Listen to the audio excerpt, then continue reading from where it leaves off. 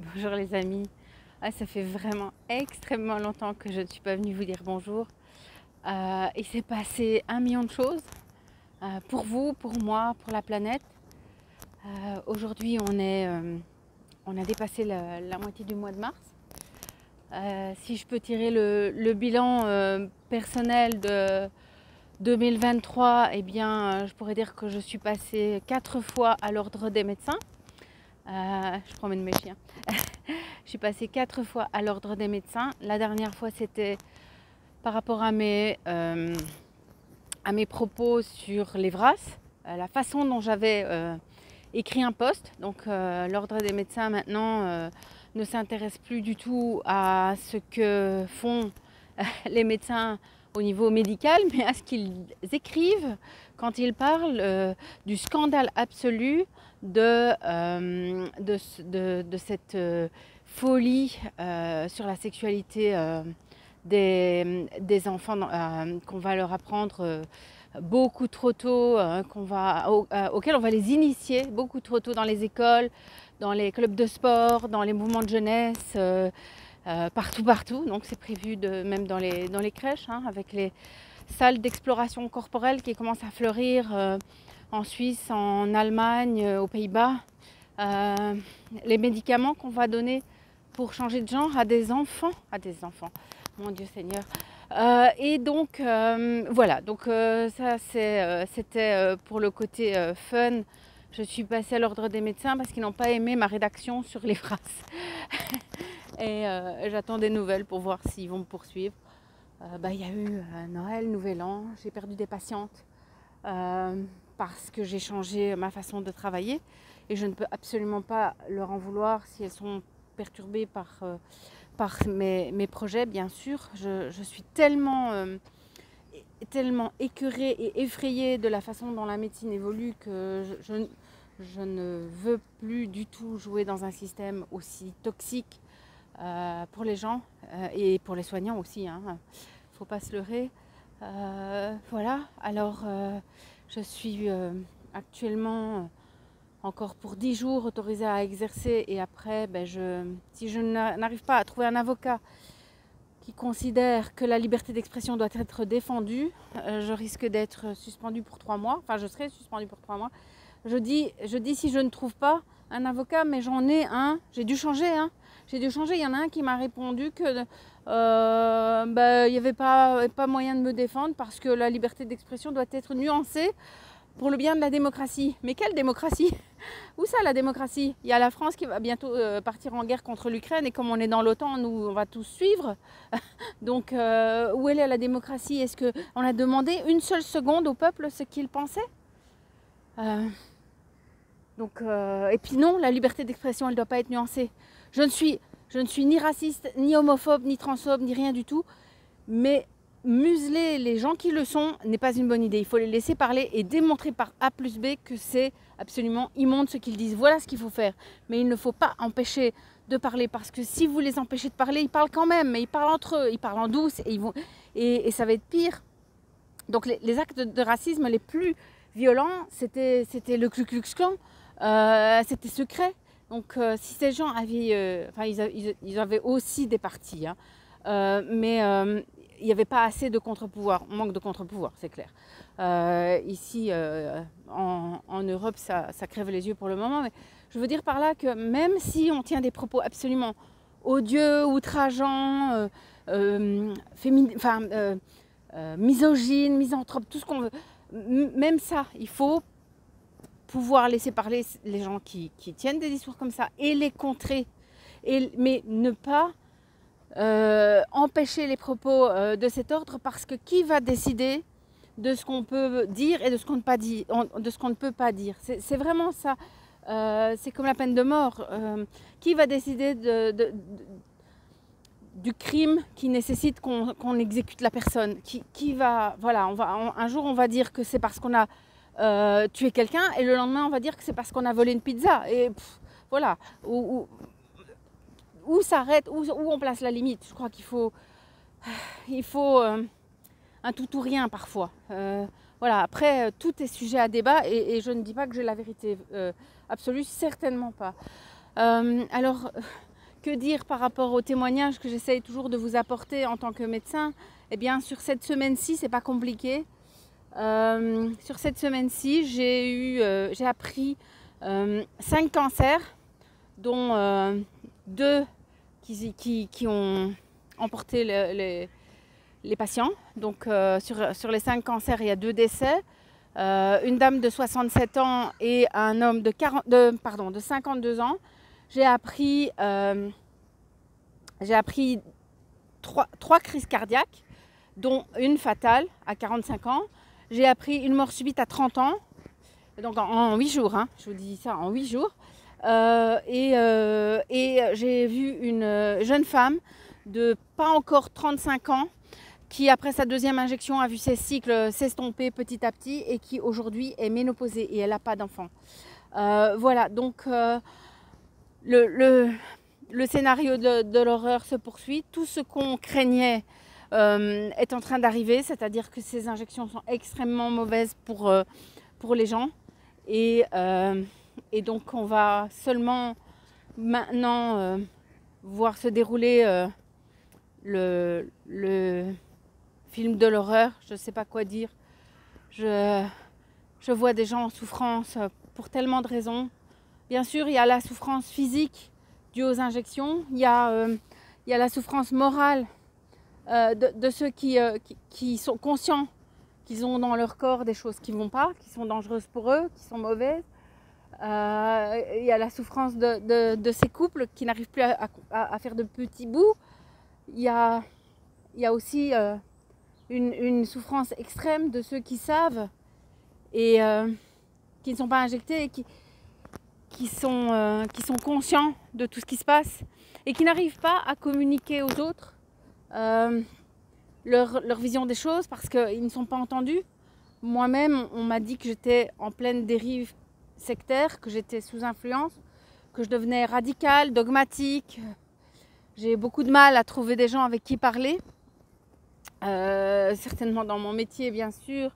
Après, on a tous notre chemin de compréhension et c'est normal, ça ne me choque pas, outre mesure que tout le monde ne soit pas aussi conscient de ce qui se passe, mais ce qui m'est difficile, c'est de ne pas pouvoir parler parce que c'est refusé. Enfin, vous connaissez ça mieux que moi peut-être encore. On ne peut pas parler de certains sujets et on en revient à la liberté d'expression. Mais si on doit pouvoir parler de tous les sujets, qu'est-ce qu'ils ont foutu dans ces produits? Pourquoi il y a des images absolument inquiétantes dans le sang des vaccinés, des images de structures, voilà, de structures qui ne sont pas organiques et qui ne sont pas naturelles. Qu'est-ce qu'on cherche à nous faire? Qu'est-ce que c'est que tous ces brevets qui circulent sur la 5G, l'Internet des objets, et la 6G, l'Internet des corps? Ça veut dire quoi, l'Internet des corps? Enfin, tout ça, on ne peut pas parler avec certaines personnes. Comme si c'est nous qui étions fous, alors que ce ne sont pas ce qu'on appelle les complotistes qui votent des lois absolument horribles sur la confiscation des biens, des comptes bancaires, des maisons, des voitures et des gens. Ce ne sont pas ce qu'on appelle les complotistes qui ont créé des camps de rétention, des villes de 15 minutes. Ce ne sont pas ce qu'on appelle les complotistes qui font breveter des choses pour le contrôle des peuples. Pourquoi enfin, je sais pourquoi. Le déni vient de la peur. Donc la peur qu'ont certaines personnes d'un monde, de voir le monde tel qu'il est. Voilà, c'est vraiment ça. C'est cette terreur à laquelle ils sentent qu'ils ne pourront probablement pas faire face parce qu'ils n'ont pas la force psychique. Eh bien, cette peur fait naître un déni qui amène à la violence verbale, parfois à la violence physique. Et ça devient on est en plein schisme, en plein clivage de notre société. Mais vous savez, ce que je pense, c'est que les gens qui sont conscients que ça ne va pas, que le système est extrêmement maltraitant, toxique et dangereux, ces gens-là qui sont conscients, ils sont en souffrance. Mais ceux qui se cachent derrière leur déni, qui ne cherchent pas pourquoi ils sont aussi malheureux, ils ne cherchent pas à comprendre ce qui se passe, ceux-là, ils sont en danger de mort. Ils sont en danger de mort parce que leur déni les empêchera de voir à temps le danger. Donc, c'est une vidéo un peu fourre-tout, hein, je l'avoue, je n'ai pas vraiment réfléchi. Je voulais juste vous dire que ça va, je suis toujours en vie. Si vous voyez que j'ai un bobo en dessous de l'œil, rassurez-vous, je viens d'être opérée. J'ai eu une petite intervention des paupières, rien de grave, et j'ai fait une petite réaction. Donc voilà, personne ne m'a cassé la gueule au sens physique du terme. On m'a beaucoup cassé la gueule psychologiquement parlant. Je crois aussi que nous sommes dans une période extrêmement difficile au niveau des énergies, des émotions. Il y a beaucoup de gens qui sont malheureux, il y a beaucoup de gens qui sont en dépression, en burn-out, en difficulté dans leur vie, dans leur couple, même dans leur corps, parce qu'il y a et ça n'a rien à voir avec les injections, il y a beaucoup de gens qui sont très fatigués ou qui traînent des toux, des grippes, des trucs qui ne guérissent pas. Enfin, je ne sais pas exactement ce qu'on nous a encore envoyé. Ah, tenez, regardez le ciel. Hein, voilà. Est-ce que vous le voyez, le beau chemtrail là? Qu'est-ce qu'ils foutent là-dedans? Il est vraiment au-dessus de ma tête là, dans l'arbre quasiment. Ah non, on voit rien du tout. Ah, zut. Ah, dans l'eau, on le voit. On voit la traîner dans l'eau. Ah, dans les roseaux. Enfin bref, vous savez ça. Ce que c'est que les chemtrails, vous le savez. C'était le plus difficile pour moi, je dois dire. Prendre conscience de ce qui se passe au niveau de l'environnement. Moi, je suis très écolo, figurez-vous, je suis très écolo. J'étais préoccupée, je suis toujours préoccupée par le climat, enfin par la planète, pardon. Parce que je pense qu'on la traite très mal, qu'on y balance tout un tas de crasse, de polluants, de plastique, et qu'on fait un massacre sur les animaux. Donc ça me préoccupe, mais je n'avais pas conscience de cette catastrophe qui... la lune est là. Bonjour la lune. De cette catastrophe qui est organisée, mais ces gens s'en foutent, hein, parce que c'est sur leur planète aussi qu'ils sont en train de balancer je ne sais pas quoi. Donc ça m'a été très difficile. Et puis alors les enfants, hein, ce qui se passe avec les enfants, et quand j'entends certains résistants ou pseudo-résistants, ou je ne sais pas comment on doit les appeler, qui disent qu'il n'y a pas de réseau pédophile et pédosatanistes, je suis scandalisée. Il faut quand même écouter 50 Voices, les 50 voix sur YouTube. Vous avez des victimes de réseaux satanistes qui racontent, hein, des gens qui sont devenus adultes mais qui racontent leur expérience épouvantable, mais on n'imagine même pas que ça puisse exister. Donc 50 personnes, 50 enfants devenus grands, de toutes nationalités confondues, qui racontent tous la même chose et qui ont été dans certains endroits comme la maison, comment dire, je vais me faire censurer, donc la maison du pape, on va dire, hein. Donc le pays du pape. Ils se sont retrouvés ils ont les mêmes récits. Ils ont les mêmes récits alors qu'ils n'ont pas les mêmes origines. Et donc ce sont des gens qui ne se sont pas concertés et pourtant ils ont vécu les mêmes horreurs. Donc il faut quand même... Ça veut dire quelque chose. Ça veut dire qu'il y a une réelle organisation ou des organisations qui fonctionnent sur le même modèle de torture sadique, d'enfants, de viols, de meurtres, de meurtres rituels, enfin bon, c'est extrêmement émouvant et dur à entendre, et ça m'a été très douloureux.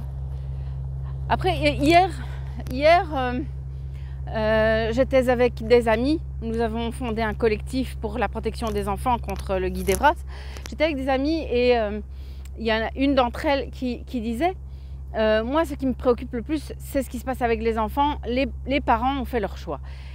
Eh bien, oui et non. Je pense qu'il faut protéger les parents aussi parce que, d'abord, qu'est-ce que c'est qu'un choix?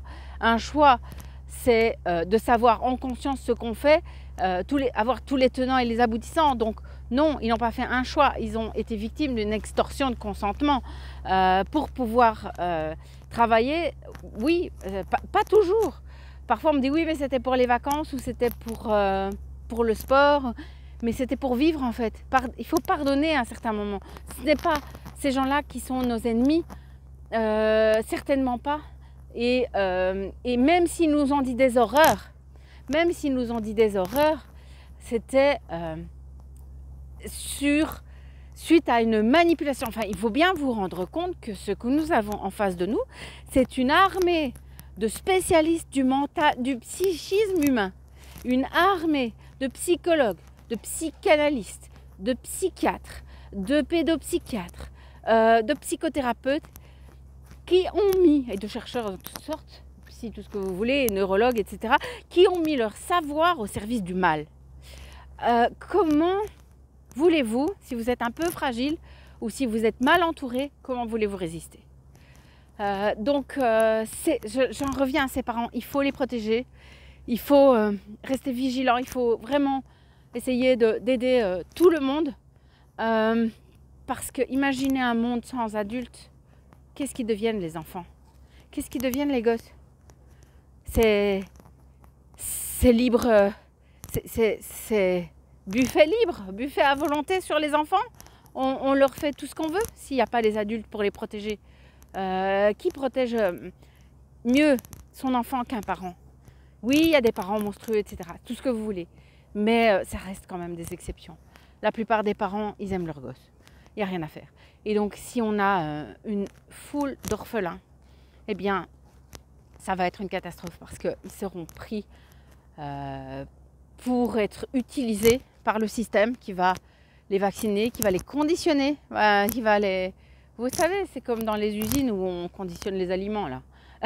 Ils seront empaquetés, étiquetés, conditionnés, programmés. Et tout ça, ce sera nos futurs ennemis. Donc, et des futures victimes, à la fois victimes et coupables. Bourreaux autant que victimes. Donc, enfin, tout ça, je vous dis, c'est une vidéo un peu en vrac. Elle est peut-être un peu trop longue.